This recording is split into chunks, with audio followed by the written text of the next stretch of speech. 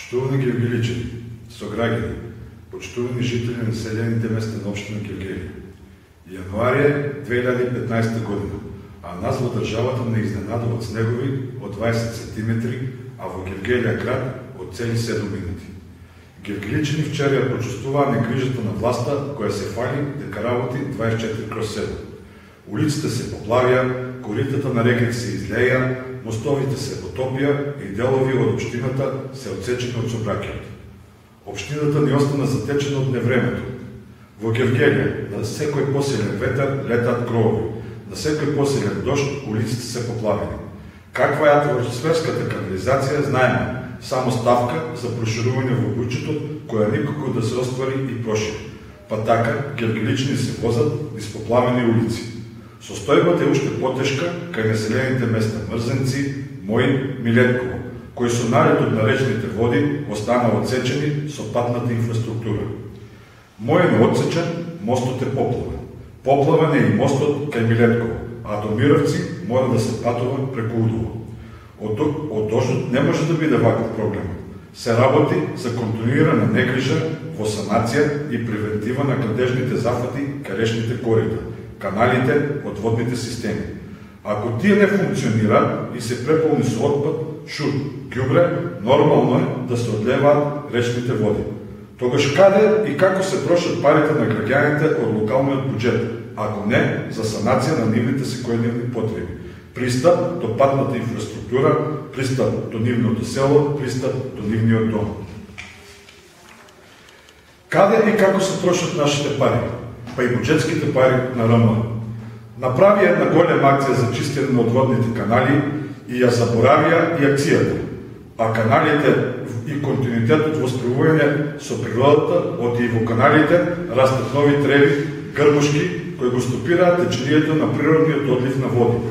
Почитувани граѓани, приметувате дека вице-премиерот Ставерски со полно уста се фали на сите медиуми дека сме прва економија во Европа. А заборава да каже и прва по број на администрација, ама граѓаните никако го да го почувствуваат радното од тоа прво место.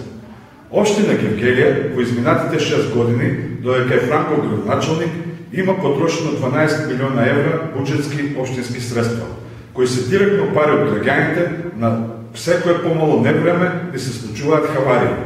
Пред месец дена во Гевгелија, кај градскиот пазар, сега продаден, ама уште таму функционира, се асфалтираат 20 на метри од улицата 7 ноември, ама само една лента од улицата. Машинеријата за асфалтирање остана месец дена на истото место, за да биде позабележлива сликата од новиот асфалт. Но наместо тоа, најзабележлива остана дупката во новиот асфалт. Ако чекала машинеријата цел месец, зошто не ја санирале дупката во тој период, кога се појавила хаваријата на улицата? На Муинскиот пат ситуацијата е уште покатастрофална. По реконструкцијата, патот закрепен со неквалитетен асфалт, кој се рони, нерамен, пол со дупки. Во близина на основното училиште Крсти Мисирков, со месец стои длабока дупка во асфалтот, каде што секојдневно има голема фреквенција. Но да не бидеме разбрано погрешно, има и квалитетни изградби на пат и улици, например, во новата населба Караорман, каде е сместена така наречената гевгелијска елита. Градинките се оставени без грејење. Во градинката со чогледи, родителите не ги праќаат пола од децата поради студ, а најбитно е за директорката да врши притисок на вработените да не штрайкуваат. Што е битно здравјето на децата? А на сите овие нерешени проблеми, централното и локалното раководство на ДПМН, на сите овие потреби на граѓаните од Гевгелија остануваат бури. За нив е најбитно вработувањето на нивните партиски војници во јавната администрација и јавните предпријатија. Проблемите на луѓето нека чекаат. Тоа е нивната логика. Денови сите вестници се полни со конкурси, а гевгелиската јавност треба да биде информирана дека во јавното предпријатие Комуналец заврши конкурсот за нови 39 вработувања. През сметката во локалното ВМРО ДПМН за обезбедување на лојалност на советниците во Гевгелискиот совет од позиција и коалиција ќе резултира со вработување на еден од актуелните советници на објавениот конкурс во јавното комунално предпријатие.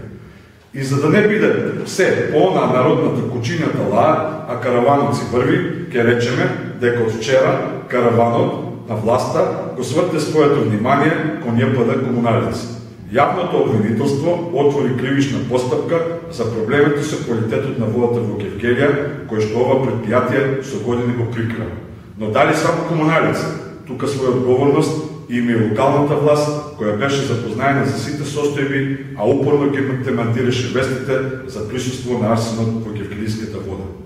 Бидејќи секоја јавна функција носи своја одговорност, а трошењето на јавните пари своја отчетност, Општинската организација на СДСМ уште еднаш посочува на потребата од секојдневна грижа за комуналните и инфраструктурните потреби на граѓаните, потреби за квалитетна вода за пиење и заштита на нивното здравје, а не за парадирање со механизација од чија активност остануваат дупки, како што има дупки во спроведувањето на јавните должности на градоначалникот и локалните служби.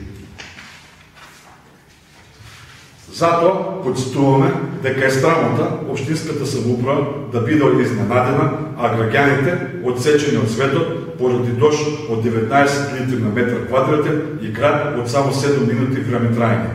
Македонската европска порта тоне, како што потонаа 12 милиони евра општински буџетски средства, а проблемите на граѓаните од Гевгелија општината останаа исти или релативизирани до следниот помал дожд.